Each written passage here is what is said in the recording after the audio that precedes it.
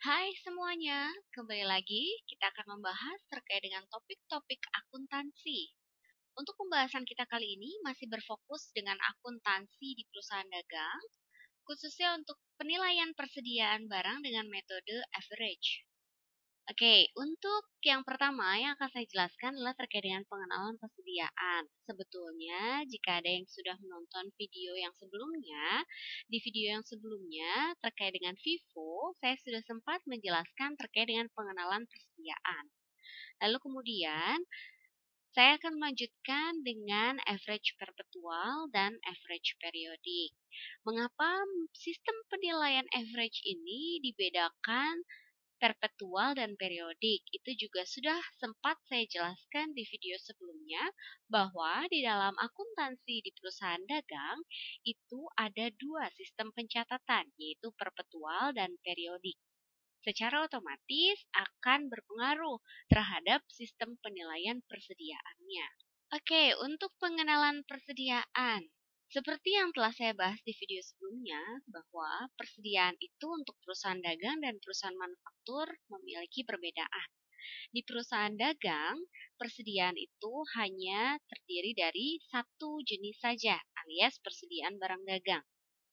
Persediaan barang dagang ini adalah persediaan di mana kita tidak perlu mengubah bentuknya atau perusahaan tidak perlu mengubah bentuknya.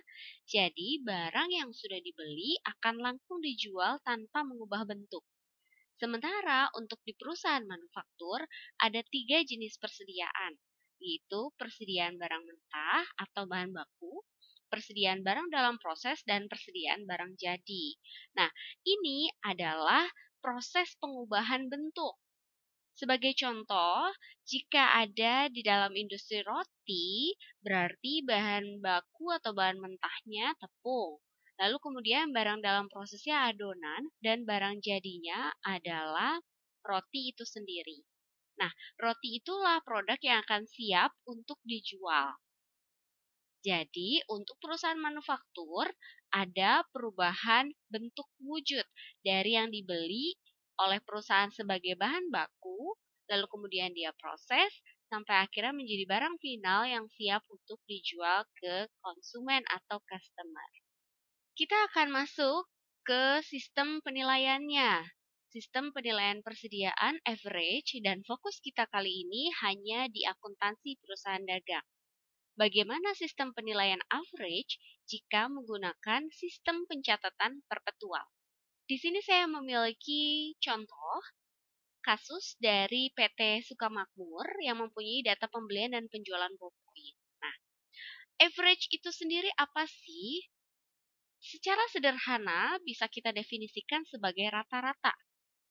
Nah, bagaimana proses perhitungan cost of goods sold-nya? Oleh karena dia rata-rata, berarti kita harus merata-rata nilai dari persediaan yang masuk atau yang dibeli oleh perusahaan. Nilai di sini berarti adalah unit cost-nya atau nilai belinya.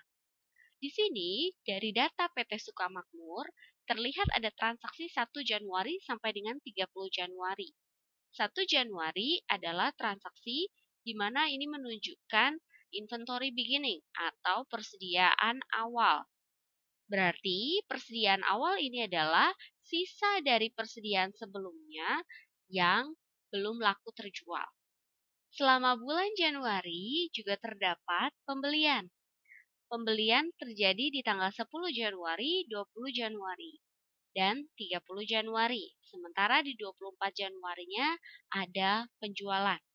Penjualannya dilakukan sebanyak 550.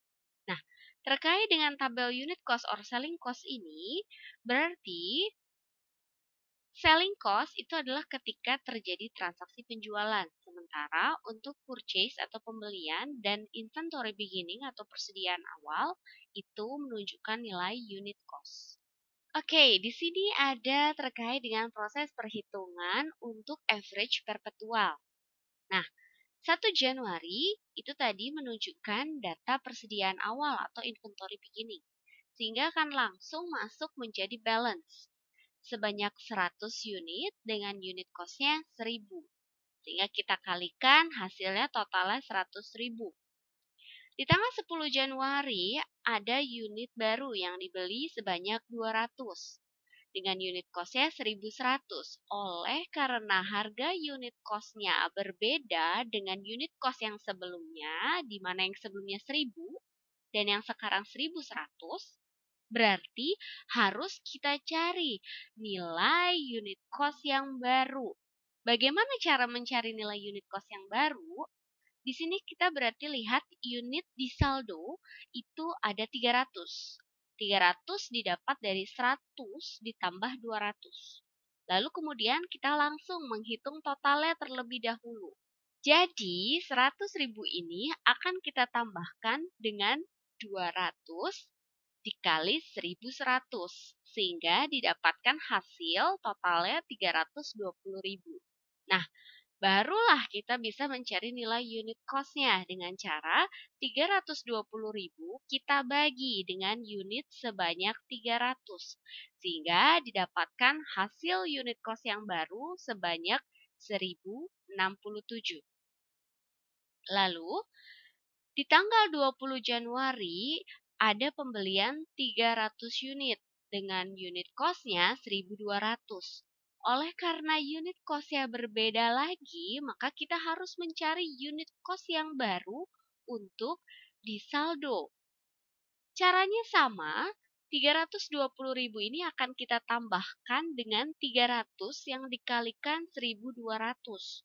Hasilnya adalah 680.000.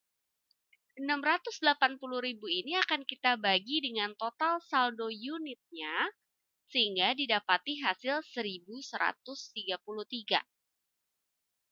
Ketika terjadi penjualan di 24 Januari sebanyak 550 unit, berarti harga unit kos yang digunakan atau HPP atau COGS atau harga pokok penjualan yang dipakai adalah nilai 1.133.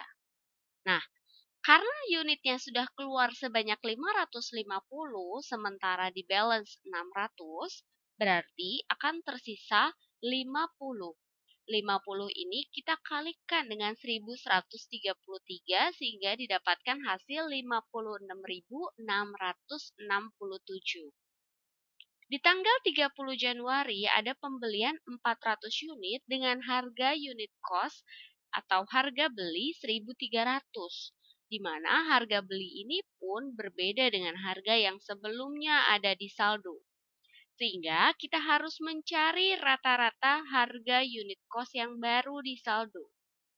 Caranya adalah 56.667 ini akan kita tambahkan dengan hasil perkalian 400 kali 1.300. Sehingga didapatkan hasil 576.667. Nah, untuk mendapatkan nilai unit cost-nya di sini, berarti kita harus membagi nilai 576.667 dengan nilai unitnya 450 sehingga didapati hasil 1.281 untuk unit cost rata-rata yang baru. Nilai 576.667 ini adalah nilai ending inventory. Sementara nilai yang ada di sales, di kolom sales ini berarti menunjukkan nilai COGS. Nilai COGS-nya adalah 550 dikalikan dengan 1.133 sehingga didapatkan hasil 623.333. Bagaimana cara menghitung nilai gross profit-nya? Berarti kita harus tahu nilai dari sales revenue. Jika kita lihat di slide yang sebelumnya, di sini dikatakan atau dinyatakan bahwa unitnya adalah 550 dengan harga jual 2.000. Nah, 550 dikalikan 2.000 inilah yang menunjukkan nilai sales revenue. Sehingga sales revenue dikurangkan dengan nilai COGS yang sudah kita hitung sebelumnya akan didapatkan nilai gross profit senilai 476.667. Ini adalah untuk metode average perpetual. Bagaimana untuk sistem average periodik? Jika average perpetual kita catatkan per transaksinya, langsung kita perhitungkan unit cost baru dan HPP-nya atau COGS-nya. Sementara untuk average periodik, oleh karena sistem pencatatan atau perhitungan HPP baru dilakukan di akhir periode, maka tentu saja proses perhitungannya akan mengalami perbedaan.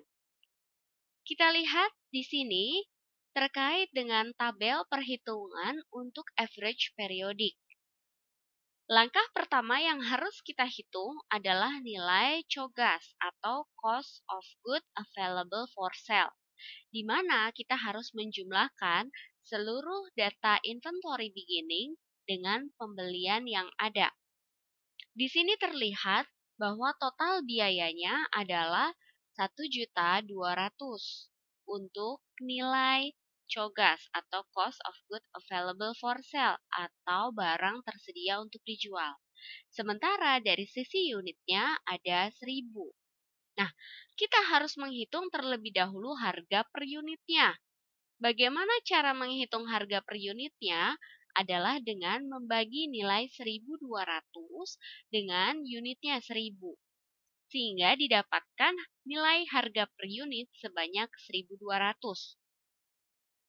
Oleh karena kita hanya mendatangi gudang di akhir periode, kita hanya melihat bahwa perusahaan memiliki unit yang siap jual 1.000 dan terjadi penjualan sebanyak 550, sehingga ketika pengecekan fisik dilakukan di akhir periode, jumlah unit harus 450. Ketika jumlah unitnya sudah 450, maka akuntan akan langsung memvaluasi atau menilai dengan angka 1.200, di mana 1.200 ini menunjukkan nilai unit cost dari 450 unit barang yang ada di perusahaan. Di sini berarti didapatkan nilai inventory ending-nya adalah 540.000. Bagaimana untuk mencari nilai COGS adalah tinggal mengurangkan nilai COGS dengan nilai inventory ending, sehingga didapatkan COGS sebesar 660.000. Untuk nilai gross profit-nya, yaitu sama caranya, di mana kita perlu mencari terlebih dahulu nilai sales revenue-nya yang dilihat dengan unit terjual dikali harga jual, lalu kita kurangkan dengan COGS yang baru saja kita dapatkan dari hasil perhitungan. Sehingga didapat nilai gross profit-nya adalah 440.000. Jika kita bandingkan antara average periodik dan average perpetual, memiliki hasil yang berbeda untuk nilai ending inventory, nilai COGS, dan nilai gross profit-nya. Di sini terlihat tabel perbandingan dari hasil perhitungan dengan menggunakan average periodik dan average perpetual. Untuk nilai inventory ending, di periodik menunjukkan angka yang lebih besar dibandingkan perpetual. Oleh karena inventory ending sifatnya mengurangi untuk bisa mendapatkan nilai COGS, maka karena pengurang di periodik lebih besar, COGS-nya pasti akan lebih kecil dibandingkan perpetual. Oleh karena gross profit, rumusnya itu pun salah satunya adalah COGS yang sifatnya mengurangi karena nilai pengurang di sistem periodik itu lebih kecil, maka akan menghasilkan gross profit lebih besar dibandingkan nilai perpetual. Lantas bagaimana jika membedakan antara sistem penilaian average dengan sistem penilaian FIFO? Di sini saya sudah rangkumkan baik untuk perpetual maupun untuk periodik. Untuk FIFO perpetual maupun periodik, seperti yang telah disampaikan di video sebelumnya bahwa tidak ada perbedaan. Oke, kita lihat di sini, yang merah di sini sudah saya tandai, artinya adalah angka yang lebih besar daripada pembandingnya. Kita lihat untuk tabel yang pertama, untuk perpetual, kondisi inventory ending dengan menggunakan metode average itu hasilnya lebih kecil dibandingkan jika kita menggunakan FIFO. Oleh karena inventory ending ini adalah pengurang untuk bisa mendapatkan nilai COGS, karena di average pengurangnya ini lebih kecil, berarti COGS-nya akan menghasilkan nilai yang lebih tinggi atau nilai yang lebih besar. Nah, sementara di FIFO, karena inventory ending yang sifatnya mengurangi nilai COGS ini nilainya besar, nilai COGS-nya akan menjadi lebih rendah dibandingkan dengan nilai COGS yang ada di average. Untuk nilai gross profit, oleh karena COGS ini juga sifatnya adalah pengurang untuk bisa mendapatkan nilai gross profit, di sini terlihat nilai di average COGS itu lebih besar. Nah, karena pengurangnya lebih besar, nilai gross profit-nya menjadi lebih rendah. Sementara kalau untuk FIFO, karena nilai COGS-nya adalah lebih rendah, maka kita bisa mendapatkan nilai gross profit yang lebih tinggi dibandingkan nilai average. Hal ini pun sama untuk konsep yang sistem pencatatan dengan periodik.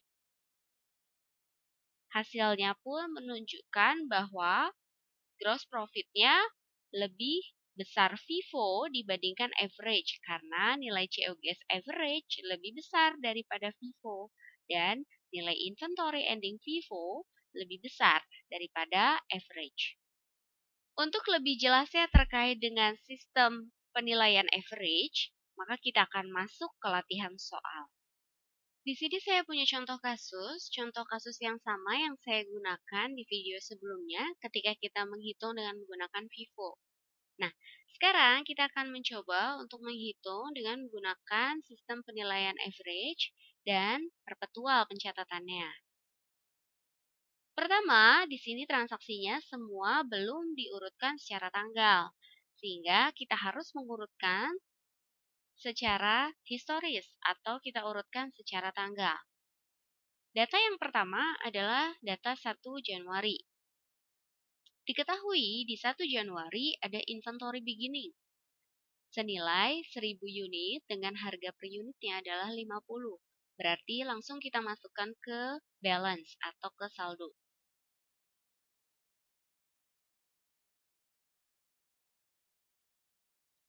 Lalu kita totalkan dengan kita mengalikannya, dapatkan hasil 50.000.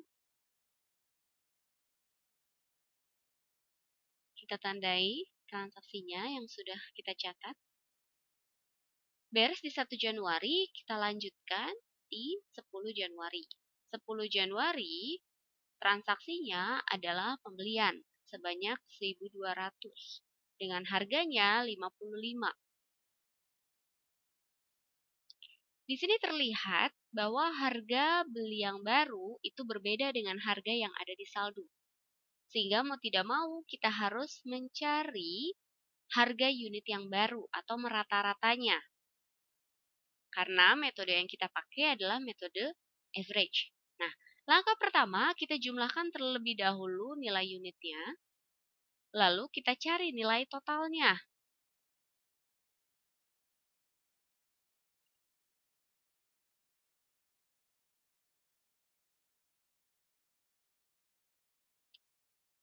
Didapatkan nilai total adalah 116.000. Yang dihitung dari 50.000 ditambahkan dengan hasil perkalian 1.200 dan 55. Lalu kita tinggal cari unit cost yang baru dengan cara membagi nilai total dengan nilai unit. Sehingga didapatkan nilai unit cost yang baru adalah sebesar 53. Ini hasil pembulatan ya. Aslinya jika kita ingin melihat komanya, ada komanya. 52,73. Oke, kita bulatkan saja sampai dengan nilai dolar terakhir. Lalu transaksi selanjutnya adalah di tanggal 15 Januari. Di tanggal 15 Januari di sini ada transaksi penjualan, sehingga kita masukkan ke kolom sales sebanyak 800. Hati-hati, jangan gunakan angka atau harga senilai 70 karena ini menunjukkan harga jualnya. Sementara di sini yang kita harus tuliskan adalah angka COGS-nya, yaitu 53 yang tadi sudah kita hitung. Sehingga di gudang tinggal tersisa 2.200 dikurangin 800 sebanyak 1.400 dengan harga yang sama 53, tinggal kita kalikan. 1.400 dikali 53 didapatkan hasil total yang baru. Transaksi selanjutnya adalah transaksi di tanggal 20 Januari. Transaksi 20 Januari kita lihat di sini adalah pembelian sebanyak 800 dengan harganya 60. Terlihat di sini harganya pun berbeda dengan harga yang ada di saldo, sehingga kita harus merata-rata untuk mencari harga unit cost yang baru. Langkah pertama, tinggal kita tambahkan unitnya 1.400 dengan 800. Langkah yang kedua, kita tambahkan nilai total yang sebelumnya dengan hasil perkalian 800 dikalikan dengan 60. Sehingga akan didapatkan hasil 121.818,18. Nah, kita tinggal cari unit cost yang baru dengan membagi nilai total dengan nilai unit. Sehingga didapatkan nilai 55,3719. Kita bulatkan menjadi 55. Setelah transaksi tanggal 20 Januari, ada transaksi di tanggal 21 Januari. Tercatat ada pembelian sebanyak 2.000 unit dengan harganya adalah 65. Oleh karena kembali lagi ada harga baru di sini, maka kita harus menghitung kembali rata-rata unit cost yang baru. Kita tambahkan unitnya dengan unit yang baru. Kita tambahkan total sebelumnya dengan hasil perkalian 2000 dikali 65. Kita cari harga unit yang baru dengan membagi total dengan unit. Didapatkan hasil 59,9567.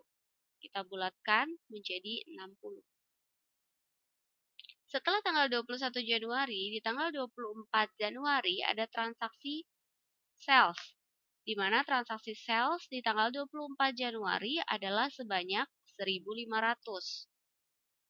Nah, harga yang kita gunakan di sini adalah harga yang ada di gudang, yaitu hasil pembulatan tadi 60. Sehingga unit yang di gudang sekarang tinggal tersisa 2.700 dengan harga yang sama 60. Hasil pembulatan tadi ya. Kita hitung total yang baru adalah sebanyak 161.883,12. Terakhir, transaksi yang terjadi di 30 Januari, sini 30 Januari adalah transaksi penjualan sebanyak 1.000 unit dengan harganya masih dengan menggunakan harga 60. Sehingga total unit yang tersisa adalah 1.700 dengan harga 60. Dan kita hitung total yang baru, 1.700 dikalikan dengan pembulatan 60. Dapatkan hasil 101.926,41. Nilai ini menunjukkan nilai ending inventory. Nah, bagaimana untuk mencari nilai COGS-nya? Berarti kita tinggal menambahkan keseluruhan yang ada di dalam kolom sales. Karena harga yang di sini menunjukkan nilai COGS. 800 kita kalikan dengan harga 53 ditambah dengan 1.500 kita kalikan dengan 60 ditambah dengan 1.000 yang kita kalikan dengan harga 60. Oke, didapatkan hasil 192.073,59. Itu adalah nilai COGS. Selanjutnya, kita akan mencari nilai sales revenue. Untuk apa mencari nilai sales revenue? Karena kita perlu mencari nilai gross profit-nya. Untuk mencari nilai gross profit, seperti yang saya sampaikan tadi, berarti kita harus mencari nilai sales revenue. Bagaimana cara untuk mencari nilai sales revenue? Barulah harga per unit di sini kita pakai untuk menghitung nilai sales revenue. 800 kita akan kalikan dengan harga jualnya 70 ditambah dengan 1.500 kita kalikan dengan harga jualnya 71 ditambah dengan 1.000 kita kalikan dengan harga jualnya 72 sehingga didapatkan hasil senilai 234.500. Lalu kita akan kurangkan dengan nilai COGS-nya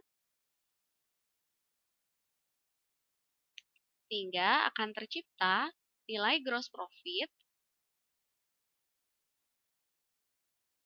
sebesar 42.426,41. Di sini adalah nilai COGS dan di sini adalah nilai gross profit-nya. Ini adalah untuk proses pengerjaan terkait dengan average dengan menggunakan sistem pencatatan perpetual. Selanjutnya, bagaimana dengan sistem average jika pencatatannya dilakukan secara periodik? Maka langkah awal yang harus kita cari adalah nilai COGS-nya atau cost of goods available for sale. Dengan cara menambahkan keseluruhan data inventory beginning dengan purchase. Keseluruhan data inventory beginning dengan purchase ini akan saya totalkan. Kita kalikan 1000 dengan 50 hingga seterusnya sampai dengan nilai purchase-nya.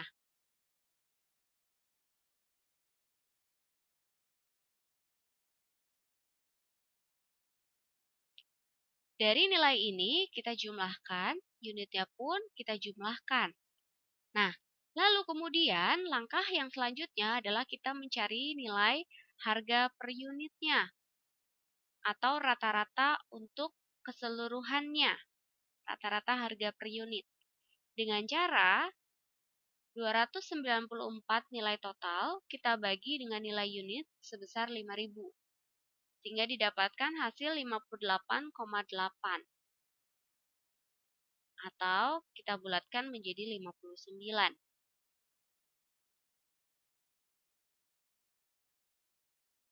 Nah, kita lihat di sini jumlah unit yang terjual adalah sebanyak 3.300, sementara unit yang tersedia untuk dijual atau cost of goods sold adalah sebanyak 5.000. Sehingga bisa kita simpulkan bahwa inventory untuk nilai endingnya adalah 5.000 dikurangi dengan unit yang terjual 3.300, yaitu sebanyak 1.700. Nilai 1.700 ini akan kita valuasi dengan harga per unit 59, sehingga kita akan dapatkan hasil 1.700 dikali 59, totalnya adalah 99.960. Untuk mencari nilai COGS adalah kita akan mengurangkan nilai COGS dengan nilai inventory ending. Nilai 294.000 akan kita kurangkan dengan nilai 99.960. Sehingga didapatkan nilai COGS-nya adalah 194.040. Setelah nilai inventory ending kita temukan, lalu kemudian nilai COGS pun kita temukan, maka langkah selanjutnya adalah kita akan menghitung nilai sales revenue untuk mencari nilai gross profit. Nilai sales revenue konsepnya sama, kita baru pakai harga yang di sini karena harga yang di sini adalah menunjukkan harga jual. Kita kalikan 800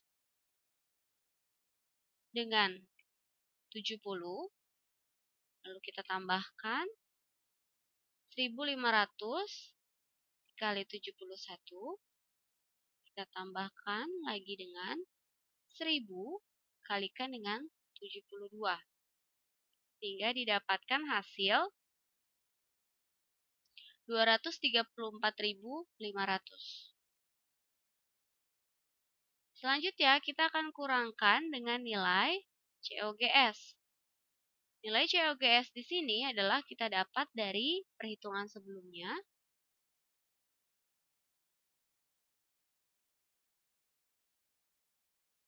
Dan nilai gross profit-nya kita dapatkan hasilnya adalah sebesar 40.460.